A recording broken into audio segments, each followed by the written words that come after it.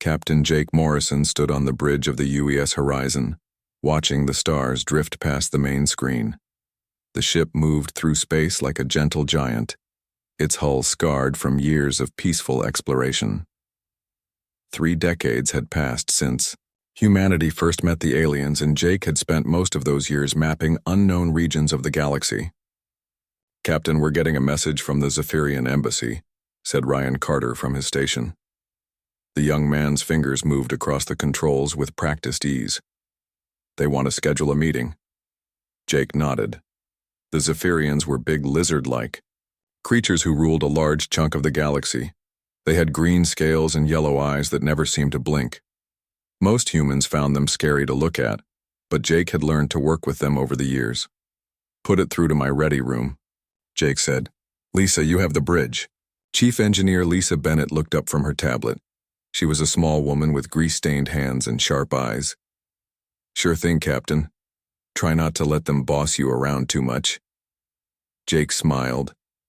Lisa always spoke her mind, which was one of the things he liked about her. She had no patience for alien politics and said so whenever anyone would listen. The ready room was small and simple. Jake sat down at his desk and activated the communication screen. The face of Ambassador Kethvar appeared, his forked tongue flicking out as he spoke. "Captain Morrison, I bring greetings from the hegemony," the Zephyrian said. His voice was deep and rough, like stones grinding together. "We have important matters to discuss." "What can I do for you, Ambassador?" Jake asked. He kept his voice calm and friendly, the way humans had learned to speak with aliens. "The hegemony has decided to expand our territory.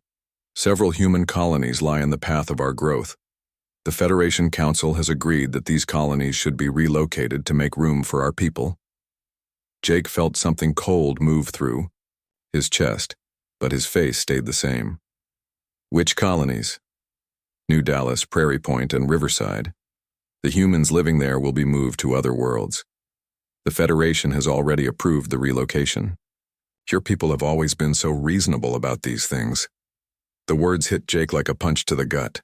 New Dallas was home to 2 million people. Prairie Point had been settled by farmers who had spent 20 years turning dead rock into fertile soil. Riverside was where his sister lived with her 3 children. "I see," Jake said. "When is this supposed to happen?" "The relocation begins in 6 months. Your government has been notified. We expect full cooperation as always." Kethvar's yellow eyes seemed to gleam. "Humans understand their place in the galaxy. This is why the Federation values your species so highly." Jake's hands were flat on the desk. If he looked closely, he could see the muscles in his forearm standing out like cables. But his voice stayed level. "Of course, Ambassador. Humans always try to be helpful." "Excellent. The hegemony looks forward to continued cooperation." The screen went dark. Jake sat in the quiet room for a long moment. Then he pressed a button on his desk. "Ryan, get me a secure channel to Earth Command. Use the deep encryption codes." "Yes, sir. That might take a few minutes to set up." Jake walked to the small window in his ready room. The stars looked the same, as always, but something had changed. The galaxy felt different now, colder, more dangerous. Lisa's voice came through the speaker. "Captain, is everything okay? You've been in there for 20 minutes. Come in, Lisa. Bring Ryan with you." The 2 officers entered the ready room. Lisa took one look at Jake's face and her expression hardened. "What did the lizard want?" "They're taking 3 of our colonies. The Federation Council already approved it." Ryan's mouth fell open. "They can't do that. Those are our people. They can do whatever they want," Lisa said. Her voice was bitter. "We're just the pet humans. We smile and nod and do what we're told." Jake looked at both of them. These were good people, loyal people. They had served alongside him for years, exploring the galaxy and making friends with alien species. They had believed in the dream of a peaceful universe where everyone got along. "Maybe it's time to stop being pets," Jake said quietly. Lisa and Ryan exchanged glances. There was something in Jake's voice they had never heard before, something that made the hair on their arms stand up. "What are you saying, Captain?" Ryan asked. I'm saying that maybe the galaxy needs to remember something. Maybe they need to remember that humans didn't get to the top of the food chain on Earth by being nice. Jake pressed another button on his desk. Computer, send a message to Admiral Kate Sullivan on Earth. Tell her the sleeping giant protocol is now active. The computer beeped. Message sent, Captain. Lisa stared at him. What's the sleeping giant protocol? Jake's smile was cold and sharp. Something we hoped we'd never have to use. But it looks like the galaxy has forgotten why our ancestors conquered an entire planet full of predators. Outside the ready room, the stars continued their ancient dance. But something had changed in the darkness between them. Something that had been sleeping for 30 years was starting to wake up. And when it fully opened its eyes, the galaxy would remember why humans had always been the most dangerous species in the universe. Admiral Kate Sullivan walked through the underground corridors beneath the Pentagon. The lights were dim, and the air smelled of concrete and metal. Few people knew these tunnels existed. Even fewer knew what lay at the end of them. She stopped, at a heavy door marked with warning signs in 12 languages. Her hand pressed against a scanner, and the door slid open with a soft hiss. Inside, 30 men and women sat around a curved table. These were the leaders of the Human Defense Coalition, a group that officially did not exist. Ladies and gentlemen, Kate said as she took her seat at the head of the table, we just received word from Captain Morrison. The sleeping giant protocol is active. The room went silent. General Alex Turner, a tall man with gray hair and hard eyes, leaned forward. Are you certain? The Zephyrians are forcing us to relocate. 3 colonies. The Federation Council has already approved it. They didn't even ask for our opinion. Dr. Emma Foster, a thin woman with thick glasses, shook her head. After 30 years of cooperation, after everything we've given them, they think we're weak, said Colonel Danny Walsh. His voice was quiet, but there was something dangerous in it. They think we're just going to roll over and accept it. Kate looked around the table. These people had been preparing for this day since humans first met aliens. While the rest of humanity celebrated joining the galactic community, these men and women had been planning for the moment when the galaxy showed its true face. Report, General Turner, Kate said. Alex stood up and activated a holographic display. Images of alien ships, bases, and trade routes filled the air above the table. We have complete intelligence on all major galactic powers. The Zephyrians have 400 battlecruisers, but they're spread across their entire territory. The Valdari crystal ships are powerful but slow. The Quakes rely on swarm tactics and have poor individual ship armor. What about their economies? Kate asked. Fragile, said Dr. Foster. The Zephyrians depend on trade routes that pass through 15 different systems. Cut those routes, and their economy crashes in 6 months. The Valdari need rare minerals from only 3 planets. The Quakes can't feed their population without imports from agricultural worlds. And our assets? We have sleeper agents in every major alien government, Alex said. Our exploration ships have been mapping every system for 30 years. We know the location of every military base, every supply depot, every weakness they have. Kate nodded. What about our own capabilities? Dr. Foster smiled, and it was not a pleasant expression. While they thought we were playing catch-up with their technology, we were actually combining it with our own innovations. We've developed weapons they can't even imagine. She activated another display. Strange-looking ships appeared in the air, sleek and deadly. We call them ghost ships. They use Valdari crystal technology for speed, Zephyrian armor for protection, and Quakes bioengineering for self-repair. But the weapons are purely human design. What kind of weapons? Colonel E. Walsh asked. Psychological warfare devices, fear inducers, panic generators. We studied every alien species for 30 years, and we know exactly what scares them. While they developed bigger guns, we developed ways to make them too afraid to use them. Kate felt a cold satisfaction. How many ships do we have? 300 ghost ships, fully operational. 500 more in final construction, plus our regular fleet of 800 vessels. Personnel? Every human in space has been trained in basic combat operations, Alex said. They think we're just explorers and traders. They don't know that every human captain can become a military commander at a moment's notice. Kate stood up. Gentlemen, ladies, we have been patient for 30 years. We have smiled and nodded while aliens treated us like children. We have accepted insults and restrictions because we believed in peace. But they have made a mistake. She looked around the room. They have forgotten that humans didn't become the dominant species on Earth by being nice. They have forgotten that we are predators who learned to wear the mask of civilization. Orders, Admiral? Alex asked. Begin Phase 1. Activate all sleeper. Agents, start disrupting their communications and supply lines, make it look like accidents and system failures. I want the galaxy to start feeling nervous. And our fleets? Keep them hidden for now. Let them think we're still weak. Let them think we're just going to accept their decision and move our people. Dr. Foster leaned forward. What about the colonies they want to relocate? Kate's smile was cold. The people in those colonies are going to volunteer for military service. All of them. When the Zephyrians arrive to take possession, they're going to find empty cities. And then? Then we show them what human fury looks like. The meeting continued for 6 hours. Plans were made, orders were given, and messages were sent to every corner of human space. The network that had been built in secret over 30 years came to life. On distant worlds, human farmers put down their tools and picked up weapons. In alien cities, human traders activated hidden communication devices. On exploration ships throughout the galaxy, crews received new orders and began preparing for war. The galaxy had pushed humanity too far. They had forgotten that the species they saw as harmless pets had conquered an entire planet full of predators. They had forgotten that humans had fought wars for thousands of years before they ever saw their first alien. Now they were about to remember. Admiral Kate Sullivan stood alone in the command center after the others had left. She looked at the star map on the wall, showing the vast territory controlled by alien powers. Soon that map would look very different. The sleeping giant was waking up, and the galaxy would never be the same.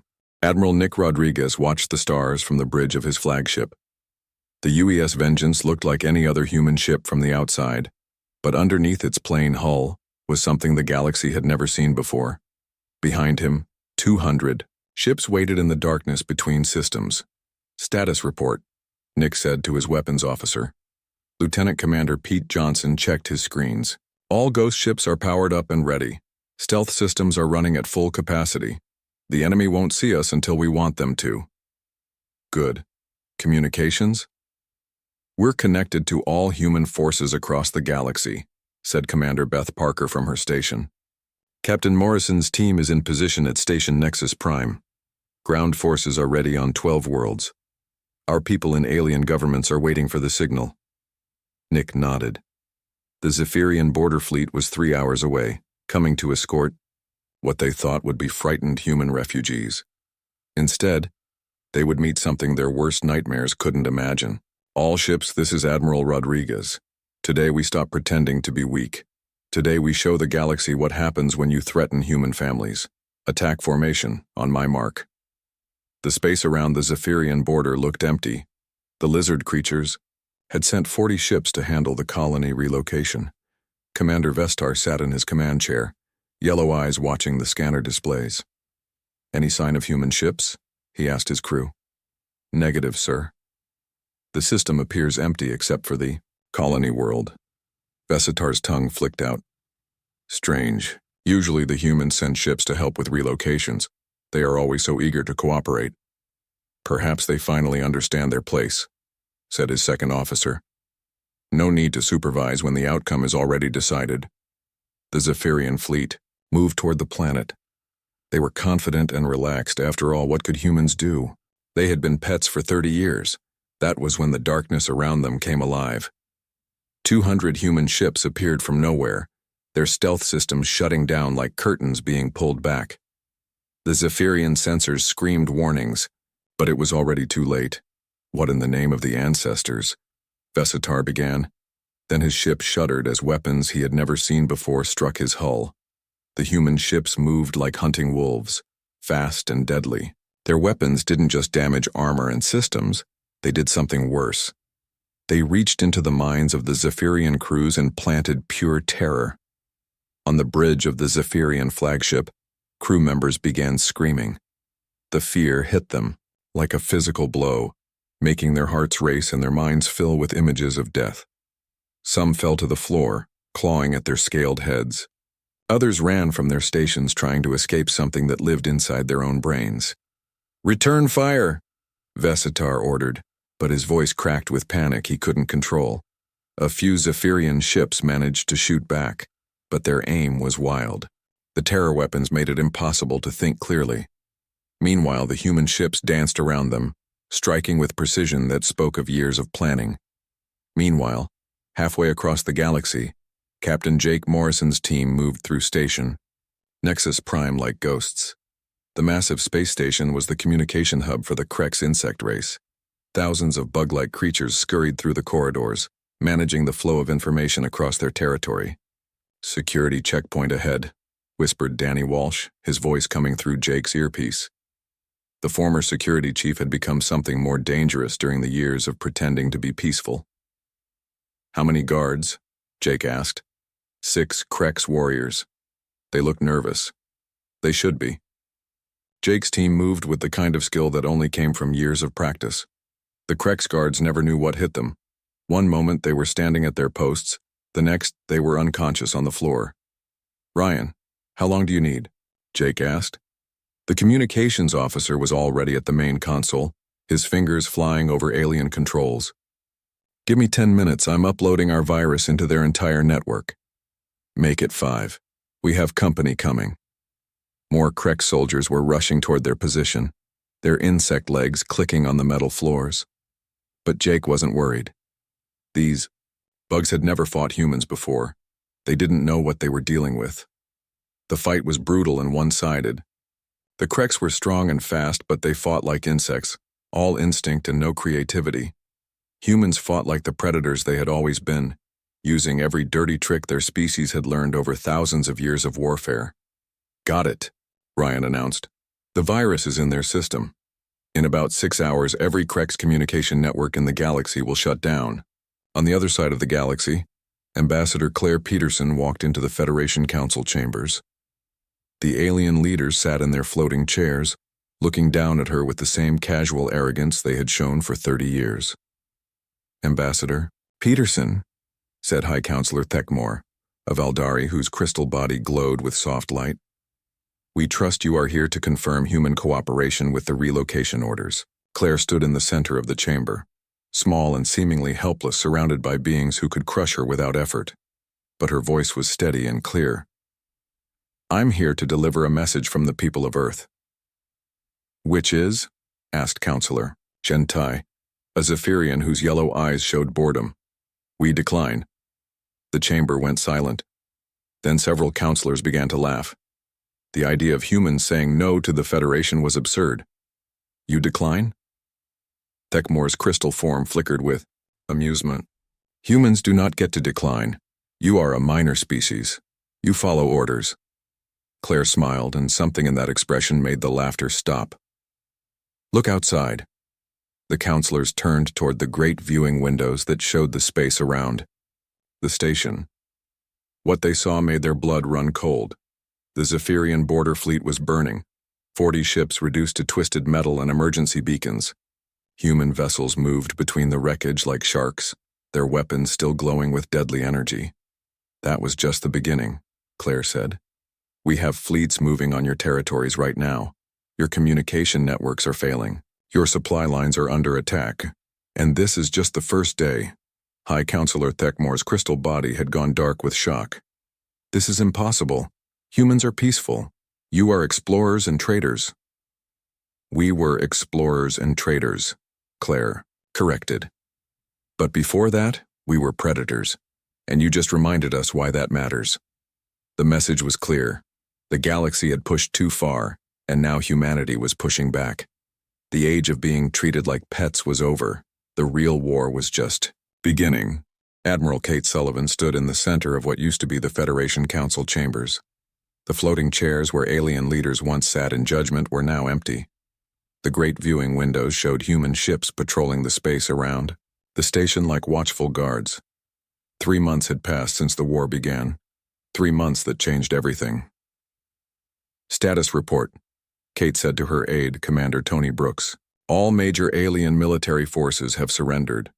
The Zephyrian hegemony formally dissolved yesterday. The Valdari Collective has requested permission to continue existing under human protection. The Quakes Queens are offering tribute in exchange for food shipments. Kate nodded. It had been easier than anyone expected. Once the aliens realized they were fighting predators instead of pets, their will to resist crumbled like sand. The doors to the chamber opened, and former High Counselor Thekmore entered. The Valdari's crystal body was dim and cracked, showing the stress of the past months. Behind him came Admiral Kesevar of the Zephyrians and Queen Zekthara of the Quakes. All three moved like broken creatures. Admiral Sullivan, Thekmore said, his voice barely above a whisper. We have come to discuss terms. Terms? Kate's voice was cold. You had your chance to discuss terms 30 years ago when we first met. You chose to treat us like children instead. Kesevar stepped forward, his yellow eyes no longer bright with arrogance. We were wrong. We see that now. Humans are clearly the dominant species. We accept your leadership. Do you? Kate walked around the three alien leaders like a predator, circling prey. Do you really understand what happened here? You showed us that we were wrong to underestimate you. Queen Zekthara buzzed. Your military power is beyond anything we imagined. Kate stopped and looked at them. No, you still don't get it. This wasn't about military power. This was about respect. She activated a holographic display showing the galaxy. Red dots marked human territories which now covered most of known space. For 30 years we played by your rules. We smiled when you insulted us. We accepted your decisions without complaint. We let you think we were weak because we believed in peace. And we were grateful for your cooperation, Thekmore said. Were you? When you voted to relocate our colonies, did you even ask what we wanted? Did you care that those worlds were our homes? Did you think about the families you were tearing apart? The three aliens looked at each other. None of them had an answer. You treated us like property, Kate continued. Like things you could move around whenever it was convenient. You forgot that we were people with feelings and rights and the power to say no. Admiral Jake Morrison entered the chamber, followed by several other human officers. His uniform was different now, bearing the insignia of the new Terran Protectorate. Admiral Sullivan, our forces are in position around all major alien worlds. We're ready to begin the next phase. Kate looked at the alien leaders. Here's what's going to happen. The galaxy now belongs to humanity. Every species will be governed by human administrators. Every world will follow human law. Every decision will be made by human councils. You're enslaving us, Kesevar said. No, we're protecting you, from yourselves and from each other. You've proven that you can't be trusted to make decisions about other people's lives. Queen Zekthara's mandibles clicked nervously. What about our cultures, our traditions? You can keep them, as long as they don't hurt anyone. You can live your lives the way you want, but you'll never again have the power to push other species around. Kate walked to the great windows and looked out at the stars. You know what the funny thing is? We never wanted to rule the galaxy. We just wanted to be left alone to explore and trade and build new homes, but you couldn't even give us that. Dr. Emma Foster entered the chamber carrying a tablet. She had been appointed as the new head of alien relations. Admiral, we've received reports from our governors on 15 worlds. The transition is going smoothly. Most alien populations are actually relieved to have someone else making the big decisions. And the resistance movements? Minimal. Turns out that once you remove the fear of being conquered by your neighbors, most species are happy to focus on their own communities. Kate turned back to the alien leaders. You're free to go. Return to your people and help them adjust to the new reality. If you cooperate, your species will prosper under human rule. If you cause trouble, you'll discover that what you've seen so far was us being gentle. The three aliens left the chamber, their heads bowed in defeat. Kate watched them go, feeling no satisfaction in their humiliation. This wasn't what she had wanted, but it was what the galaxy had chosen when it decided to test human patience. "Any regrets?" Jake asked. "About the war?" "No." "About how it ended?" "Maybe." Kate sighed. "I keep thinking about what might have been if they had just treated us as equals from the beginning." "They wouldn't have learned the lesson," Emma said. "Some species only understand strength. Now they know that humans are not to be pushed around. And our children? They'll grow up in a galaxy where being human means something, where our species is respected and feared in equal measure." Kate looked out at the stars again. Human ships moved between the worlds like guardians, keeping the peace that had been purchased with controlled violence. In the deepest vaults of Earth, new weapons waited in storage, a reminder to future generations that eternal vigilance was the price of security. The galaxy was quiet now. The alien empires were gone, replaced by human administration. Trade flowed freely between worlds. Conflicts were settled by human judges instead of alien armies. It was peaceful, but it was a peace built on the understanding that humanity would never again allow itself to be treated as less than what it was. The age of human dominance had begun, and in the darkness between the stars, other species that had not yet made contact with Earth were learning a valuable lesson from intercepted communications. When you meet the humans, show them respect. Because the alternative was to discover why they had conquered an entire galaxy in 3 months. The sleeping giant was awake now, and it would never sleep again.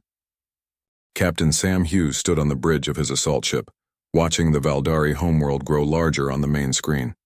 The crystal cities on the planet's surface sparkled like jewels, but Sam knew they would look very different in a few hours. "Ground. Team's ready, Captain," reported Major Lisa Davis from the troop bay. "All units are equipped with the new fear weapons. The Valdari won't know what hit them." Sam nodded. The Valdari were crystal beings who lived in harmony and peace. They had never experienced true terror because their minds worked differently than other species. That was about to change. "Begin the drop," Sam ordered. Thousands of human soldiers fell from the sky like deadly rain. They landed in the crystal cities wearing armor that looked nothing like the simple uniforms the galaxy had seen before. These suits were black as space and covered with weapons that hummed with alien energy. The Valdari citizens looked up in confusion as the humans landed among them. These crystal beings had never seen war. They didn't understand what was happening until it was too late. "Citizens of the crystal cities," Sam's voice boomed from speakers throughout the settlements. "You have 5 minutes to evacuate to the designated safe zones. This is your only warning." The Valdari began to panic, but not the way other species did. Their crystal bodies started to flicker and change color as fear took hold. Some shattered completely, their pieces scattered across the ground like broken glass. "Sir," Lisa called over the radio. "The Valdari are reacting worse than we expected. The fear weapons are too strong for them." Sam felt a moment of doubt. These beings had never hurt anyone. They were peaceful and kind. But then he remembered the Federation Council vote, the casual way they had agreed to relocate human families like they were moving furniture. "Continue the mission," he said. "But switch to minimum power. We want them afraid, not dead." Meanwhile, on the other side of the galaxy, Commander Beth Parker's infiltration teams were busy destroying the Quakes food supply networks. The insect race needed constant shipments of protein from agricultural worlds to feed their massive populations. Beth watched from a hidden position as Quakes transport ships tried to leave their supply depot.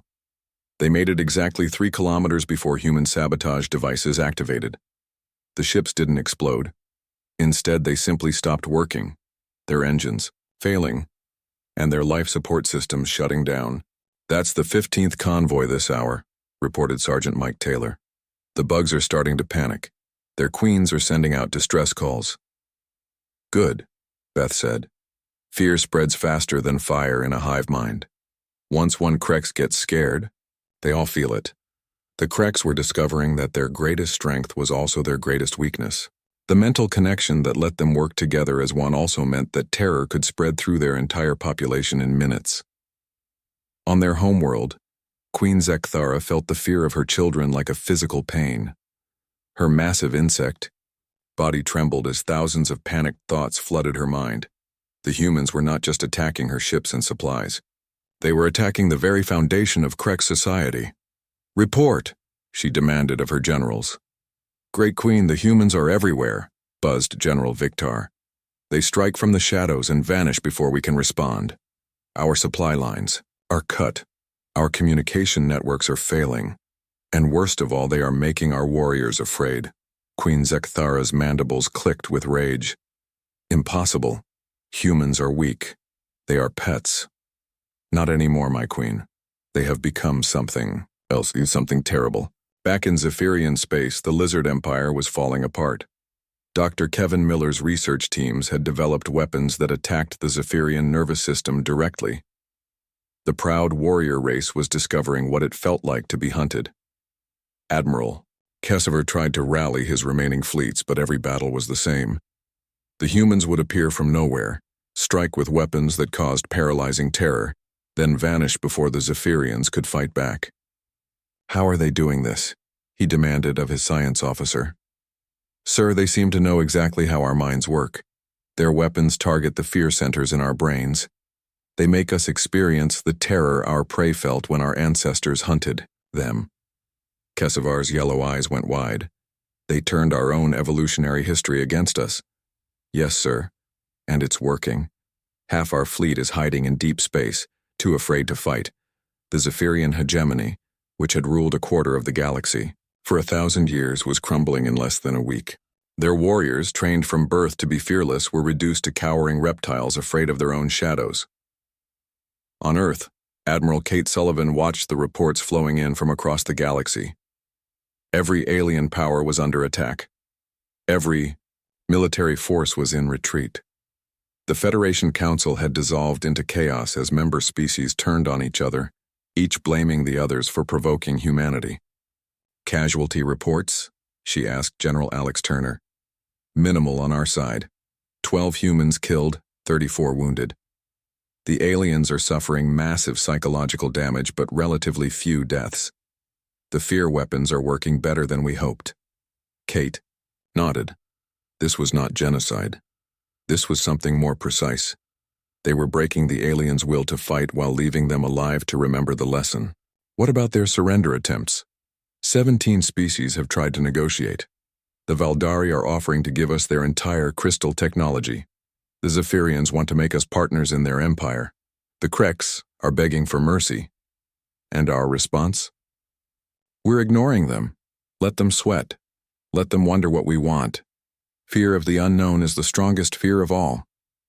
Kate walked to the window and looked up at the stars. Somewhere out there, alien leaders were learning that the universe was not as safe as they had thought. They were discovering that the species they had treated like children were actually the most dangerous predators in the galaxy. "How long until Phase 3? She asked. 6 hours, Admiral. Our fleets are in position around every major alien stronghold. When you give the word, we can end this war in a single day." Kate smiled. The galaxy had forgotten that humans were survivors. They had forgotten that Earth was a world of predators, where only the strongest and smartest lived to pass on their genes. Now they were about to remember. The alien empires were falling, and humanity was just getting started. The real lesson was still to come.